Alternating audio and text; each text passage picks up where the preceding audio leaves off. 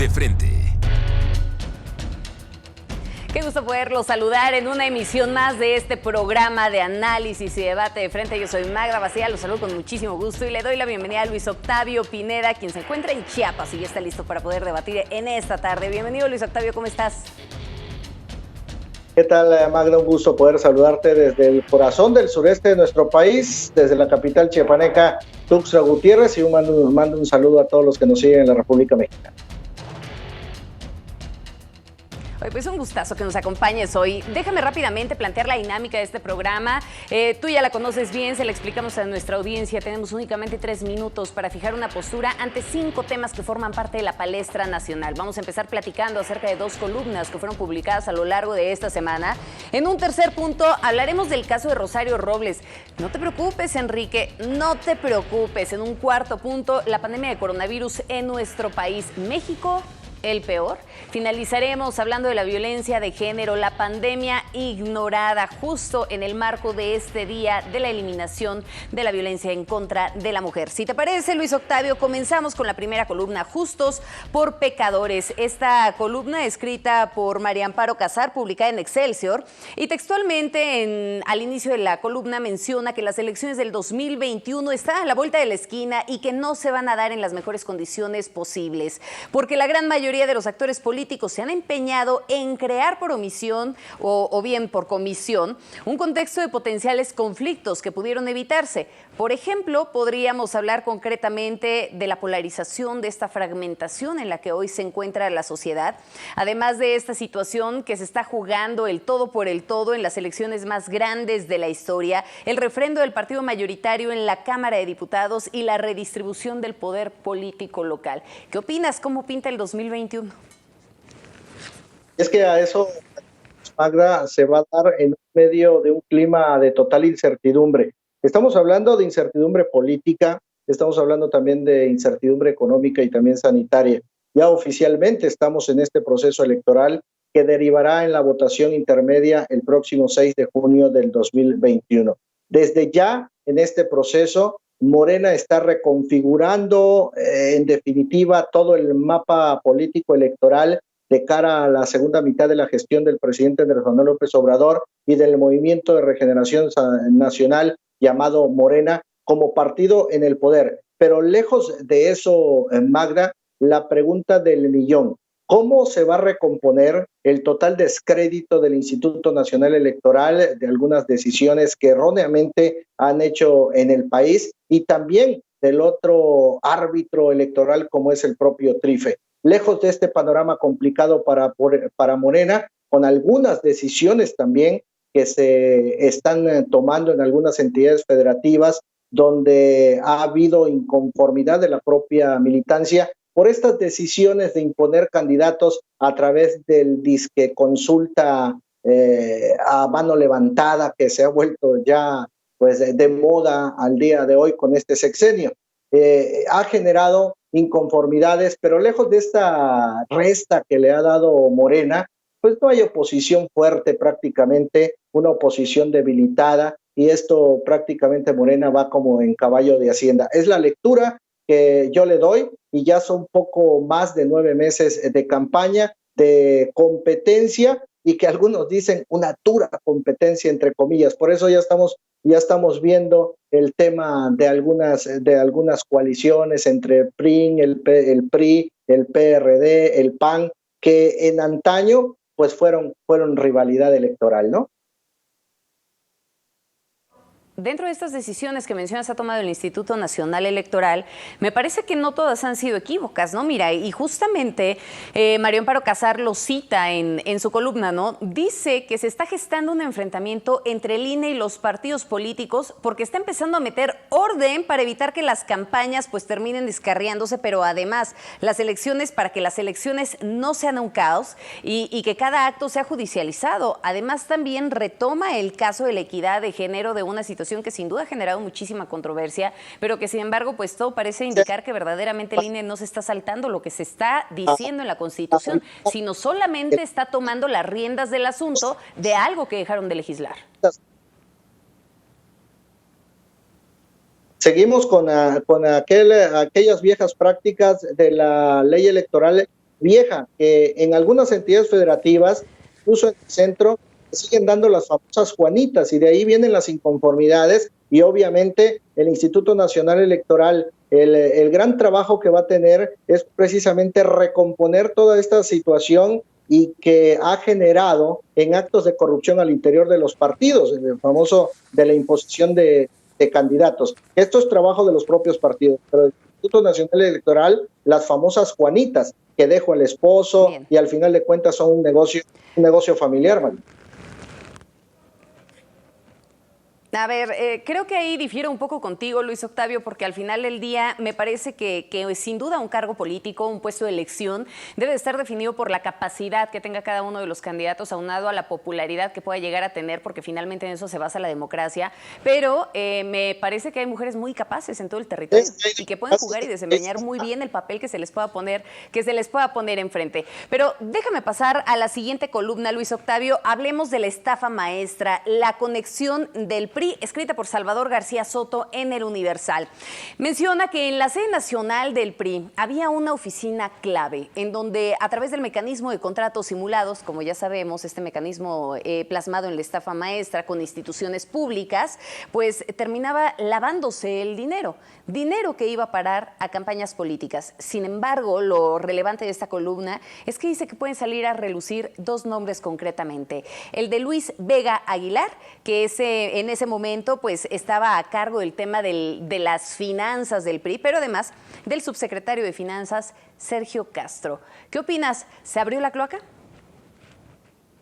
Rosario Robles, entre comillas, aportaría elementos para probar el dinero que se obtuvo de la llamada estafa maestra, pues fue a parar precisamente, incluida la intermedia de aquel 2015 y la presidencial del 2018, en la que se postuló como candidato Mid.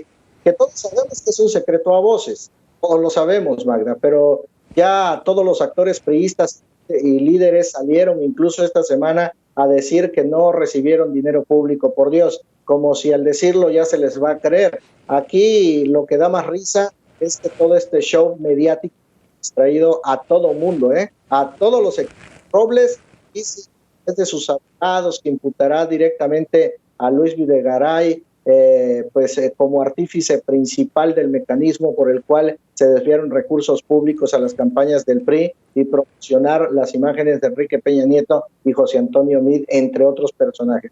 Pero que contra el expresidente Peña Nieto no tiene elementos de prueba, ni tampoco para imputación de Robles contra Miguel Osorio Chong, exsecretario de Gobernación. Pues por el fraude más grande en la historia reciente del país, llamado la estafa maestra, pues muchos son los acusados. Y obviamente al interior del PRI, pues mientras no se hable de Osorio Chong y no se hable de Enrique Peña Nieto, pues muchos al interior del PRI pues están temblando, sobre todo posible desafiliación.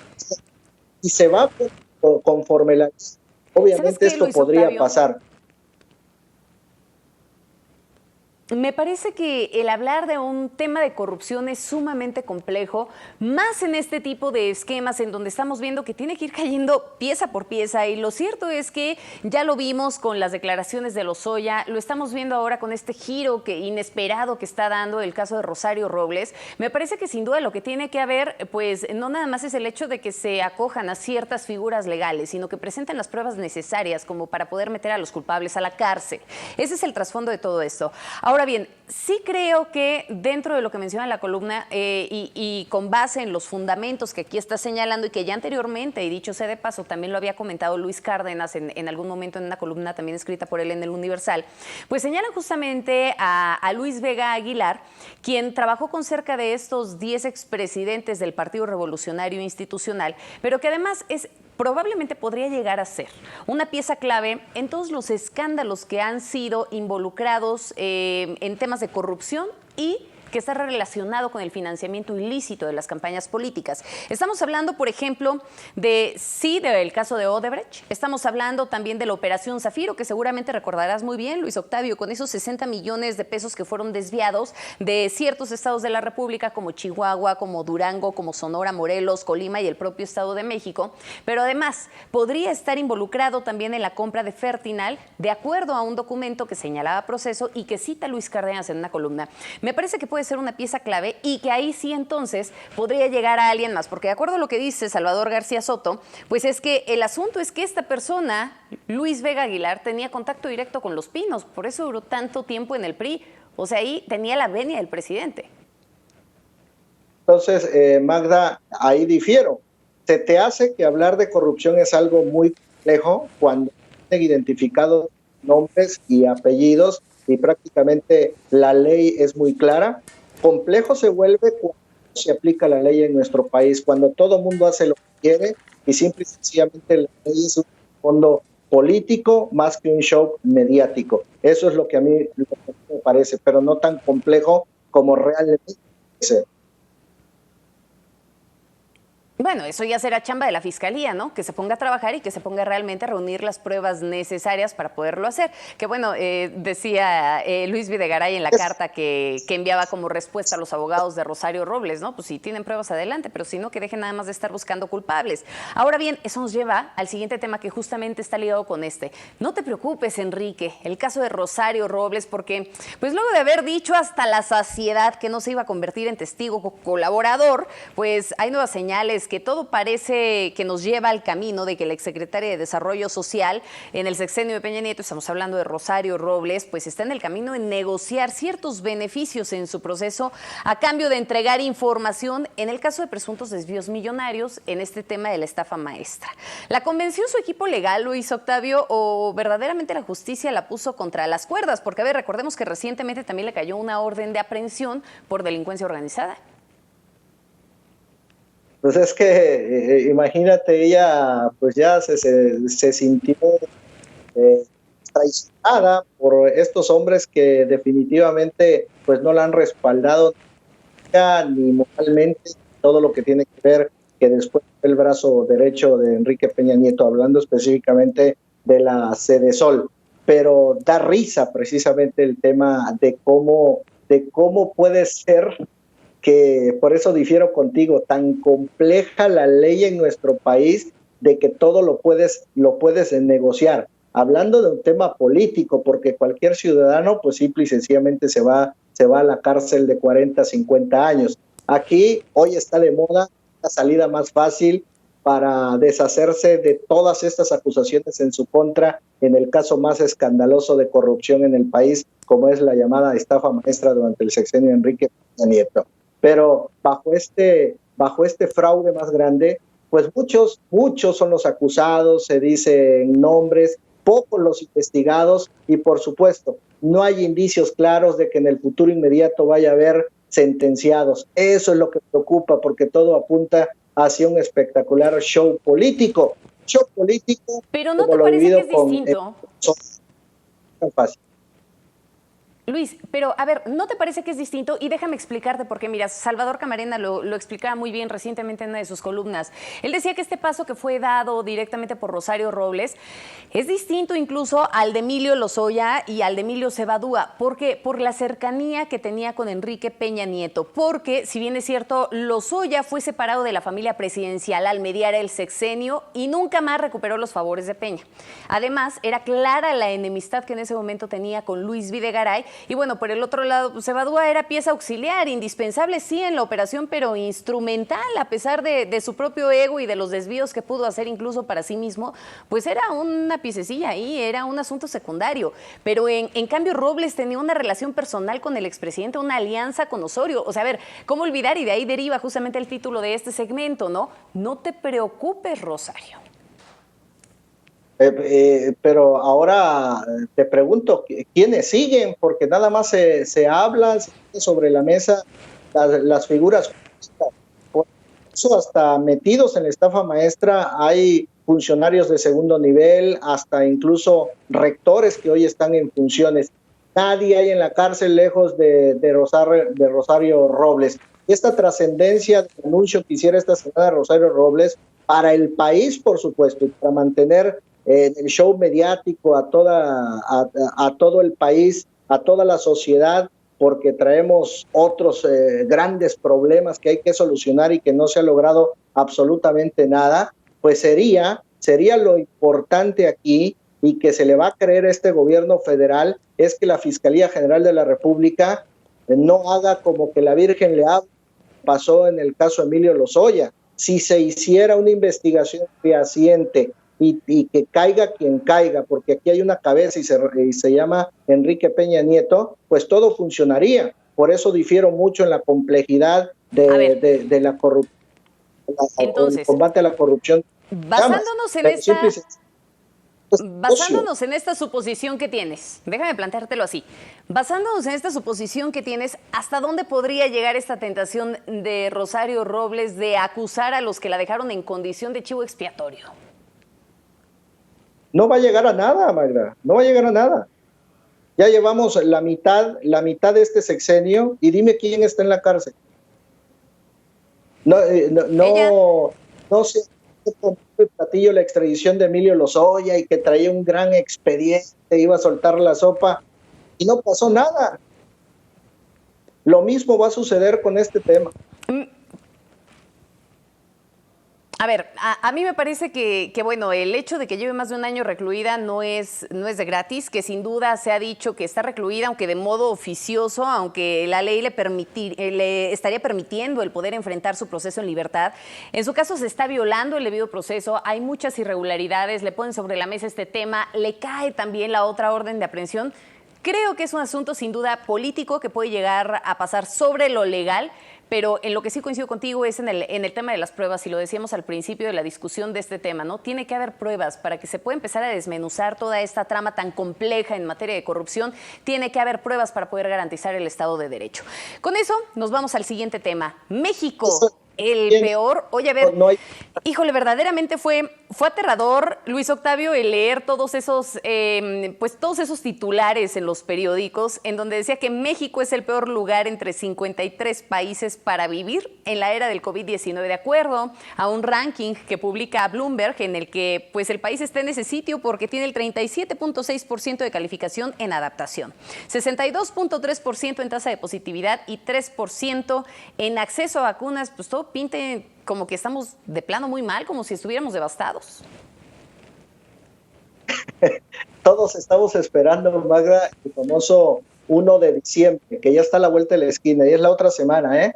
Recuerdo mucho al presidente Andrés Manuel López Obrador. Para ese que mejore discurso, el sistema de salud, ¿no?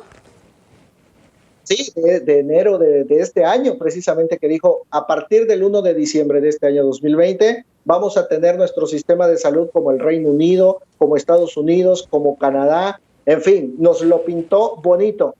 Hoy no tenemos vacunas, no hay vacunas. Y eso va directamente al bolsillo. Y lastimosamente, México, luego de este estudio, pues imagínate cómo no va a ser uno de los peores en manejar la pandemia, que ha sido calificado precisamente viceversa con países como Nueva Zelanda o el propio China, donde inició este virus del coronavirus, de cerrar sus fronteras.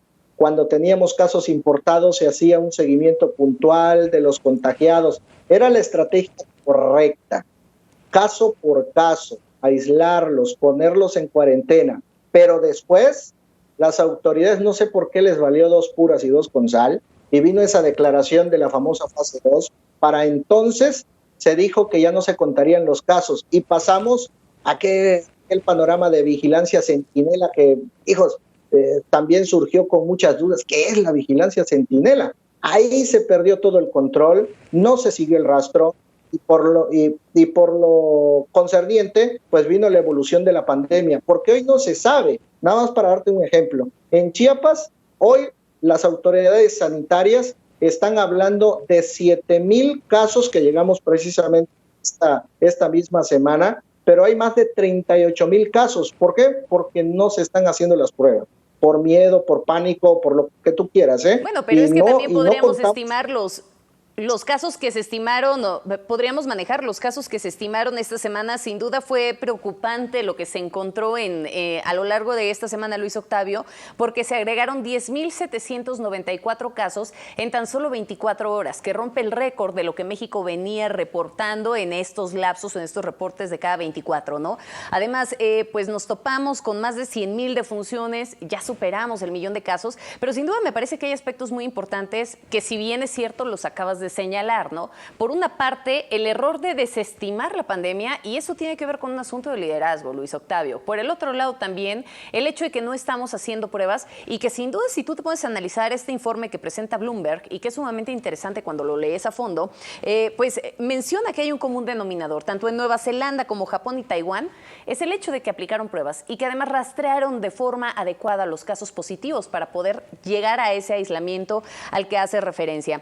Y finalmente, pues también el uso de la mascarilla, que aquí en nuestro país fue desestimado, y vamos al mismo punto. Tiene que ver con ese liderazgo que ellos mismos citan y que ha sido muy arrogante en el caso, por ejemplo, de Estados Unidos, de nosotros aquí en México o del propio Brasil con Jair Bolsonaro, ¿no? Me parece que hay muchas aristas que nos pueden llevar a entender el por qué estamos en la condición en la que nos encontramos en medio de esta pandemia de COVID-19. Lo cierto es que, según dice el reporte, no está dado, no es un veredicto final y las cosas pueden cambiar si se cambia la estrategia. Aunque aquí el presidente no quiere eso, Luis. Oye, la violencia de género, la pandemia que bueno, pues parece que ha sido ignorada. El 25 de noviembre es una fecha sumamente relevante para poder recordar la lucha que las mujeres han tenido, las tareas pendientes de los gobiernos y también de la sociedad, por supuesto, para poder erradicar las agresiones de género.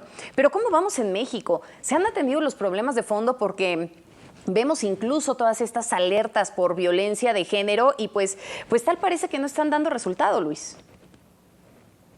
Sí, feminicidios, la otra pandemia ignorada, muy bien ese título, Magda, que requiere medidas urgentes. Es un tema, este sí es un tema muy complejo, porque esto no solo se basa en la falta de políticas públicas de los gobiernos, tanto federal, estatal o de los municipios, que sí, definitivamente los municipios son los que no ponen ni un solo peso para el tema de la prevención, de alertamiento de género, porque todos están esperando con ese sentido paternalista de abrir la mano y esperar todo lo que diga la federación en el caso de los propios estados.